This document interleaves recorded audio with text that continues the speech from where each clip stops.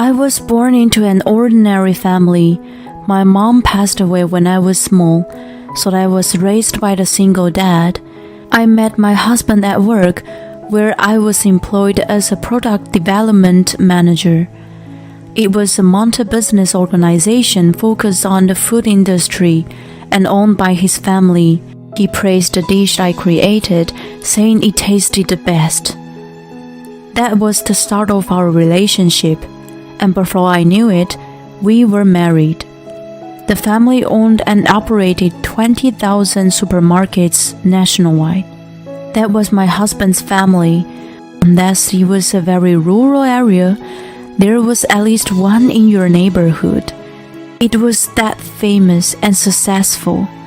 Moreover, they branched out to the restaurant business and shopping center operations. They were rumored to be the best in the industry. I was quite nervous about marrying into such a family of tycoons, but my husband and his father gave me a warm welcome, and I was relieved. However, my mother-in-law, Camilla, was a different story. She was very proud of her status being the wife whose husband was in line to be the next CEO.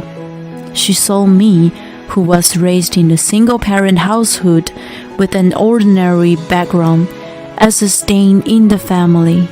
It was natural for her to ignore me, who had a lower status than herself. I was treated as an insignificant person. Her way of oppressing me was terrible. I managed to put up with it. However, it escalated by one incident. My menu design was chosen to be used for one of the popular restaurants in the shopping center where the family managed. I graduated from a design school, which I applied to my current job, so I was a little confident. Camilla also studied a bit of design before, but her entry was included in the first round. "I let you win this time. You should thank me." She was mortified by losing against me and acted like a sore loser. She started resenting me since then. She couldn't stand me in the spotlight, and her harassment got worse and worse. To begin with, she had only taken a short design course once. I think she was too arrogant to assume that she couldn't have won against me, who had studied hard and learned the skills in school. She started visiting my husband, Wayne, and me at home, just to say sarcasm and petulant insults. "Sally, you haven't cleaned off the dust before the shelves." Soon as she entered the house, she looked for anything against me to say. I always had the house ostensibly tidy and neat, so she looked for tiny details like behind the shelves. "The fridge eggs are burned. What kind of discipline have you received to be okay with such a mess?" Wayne, who actually burned the eggs, said, "It was me," with an offensive tone. He didn't mind helping me out with cooking, so we naturally shared our daily tasks. She picked on her son's little mistake, which came right back to her. She seemed a bit awkward, but, "Sally, you forced him to cook, didn't you? What a wife! I always took perfect care of my husband and never slacked on cooking and chores." She changed the subject and criticized me.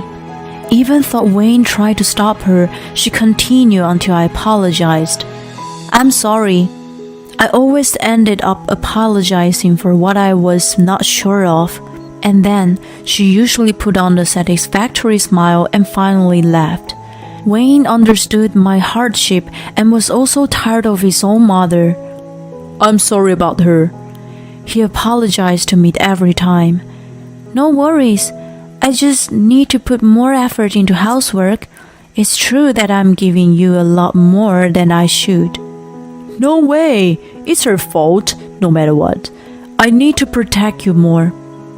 I had to confirm him and tell him that he was doing his best. He had consulted with his father about his mother's harassment, but I supposed he had forgotten about his busy schedule. From the way, she hadn't changed a bit. Well, I just needed to not take it too seriously. I had hoped that she would be softer as she aged, so I had never imagined that she would do something like that. When Wayne's cousin had a baby, a celebration was planned. Thanksgiving Day was chosen for the occasion. To introduce as many family members, it was set to coincide with the big gathering. The family of the cousin was a well-known confectionery, so the number of relatives to join was over 80 people. It was a family tradition to celebrate extravagantly. Hence, distant relatives were also invited. The day after Wayne told me about the celebration, Camilla called me. "It's a big celebration, so I'll order some extra dishes from the Michelin restaurant, but it's a tradition to cook the main dishes with the family, so I have a suggestion for you. You used to brag about how good a cook you are."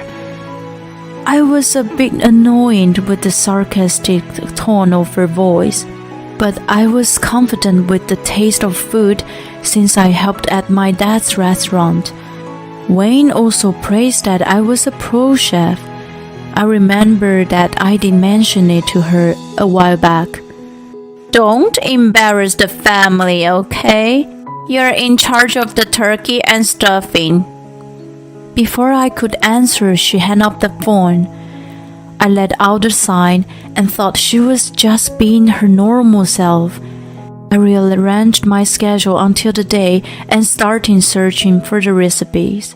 My turkey was going to be compared with Michelin's dishes, so I must choose my ingredients carefully. I felt burdened with the nuisance. Then came the Thanksgiving Day. Camilla usually tried to meddle with me from time to time, but she had been quiet since the call. I was feeling very uncanny. After all, it was the calm before the storm.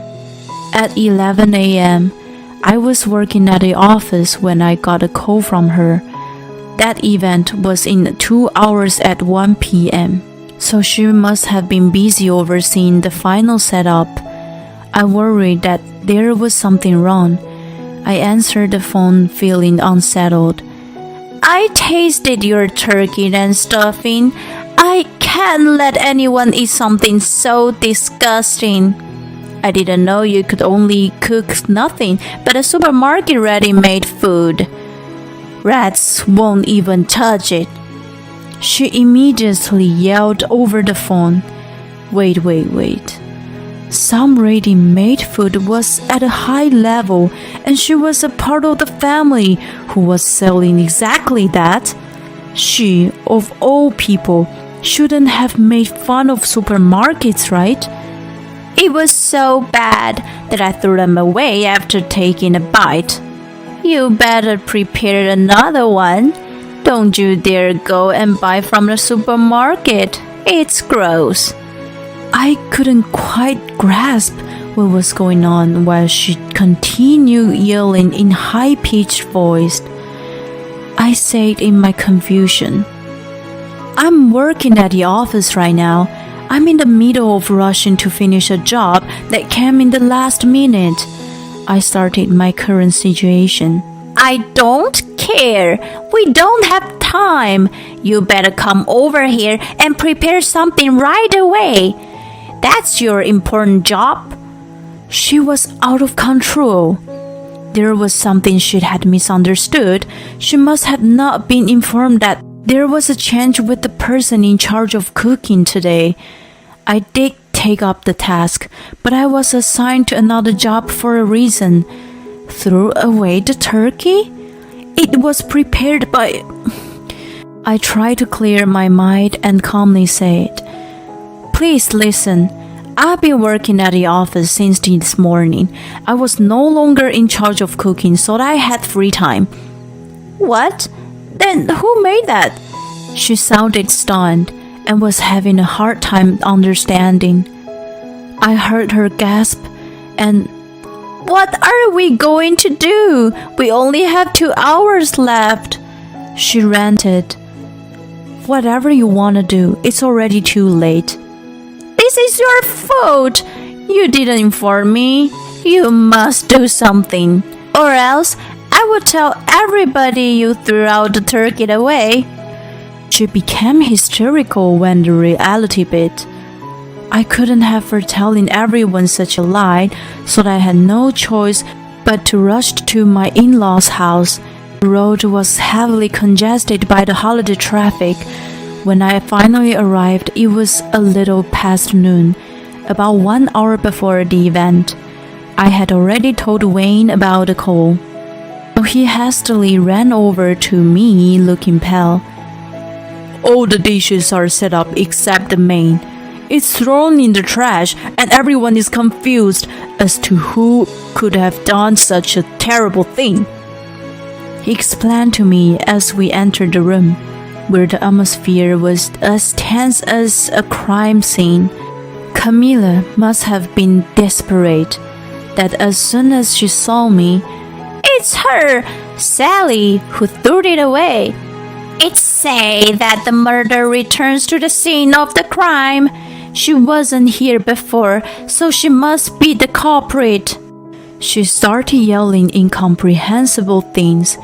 I could foresee what was to come, so I asked Wayne for a favor. The turmoil of Camilla continued. "What have you done, Sally? Just because you're from an ordinary background, you don't have to resent a distinguished family. It's disgusting that you would go to such lengths. You are evil," she screamed at me.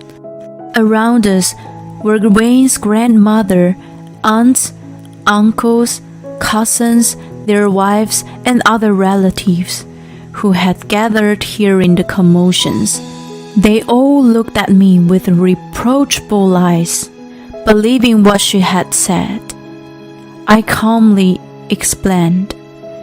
"It wasn't me who trashed the dish. I had no reason to do so." Camilla quickly objected. "Who else would do such a thing? Only an ungrateful person like you can spoil the celebration," she ranted. I kept my cool and calmly denied her delusional accusation. "I was working at the office this morning. If you don't believe me, please check with my colleagues." That's when Camilla called and told me that she threw away the food. "How dare she! Not only she looks down on me, but she accuses me of such a terrible sin." She appealed to everyone around us while she pretended to cry. I wouldn't have thought that anyone would believe her performance in a normal case, but this was different. Camilla, who had been a member of the family for the past 20 years, had more trust compared to me. The blame was still on me. Undeterred, I retorted, Ask my colleagues to prove that I was at the office all morning. Then I will be cleared from the false accusation." It would prove Camilla's lie. When I decided to fight back, the savior I had been waiting for appeared. "I asked Sally to take some of my jobs. It was an urgent request, but she took it up willingly." It was Jim, my father-in-law. Behind him stood Wayne with a relieved look on his face. Right. I had asked him for a favor to get a hold of his dad earlier. Jim was going to miss the celebration because his business schedule was packed. When he heard that I was in trouble with his wife and relatives, he rushed back home. I was confident to clear my name without him. But the influence of the next head of the family was more powerful. Yea, let the counterattack begin. His explanation turned all the suspicion to Camilla. "Sally, is it true what she said to you over the phone?" he asked. "It is," Camilla tasted the food and thought it was disgusting, so she threw it away. She said I could only cook nothing but a supermarket ready-made food. Rats won't even touch it. Isn't that right, Camilla? Relatives clamored. Camilla's face was getting whiter. Really? We don't treat our products as food for rats? Jim's words caused a stir among the people. Suddenly, a sob ran out. It was one of the cousins, Emily, who was holding a baby. I practiced cooking very hard for today, but how terrible it turns out this way. My husband praised it and said it was delicious. She lost her face because of Camilla's confusion. Her desperate plea echoed in everyone's mind. It was Emily who had taken up my task this time. She was the star of the celebration, but since everyone was coming to meet her baby, she wanted to return her favor. She told me that she wanted everyone to enjoy her food. I readily agreed and taught her how to cook. After Jim, who was usually strict about the taste, gave thumbs up, we welcomed this day.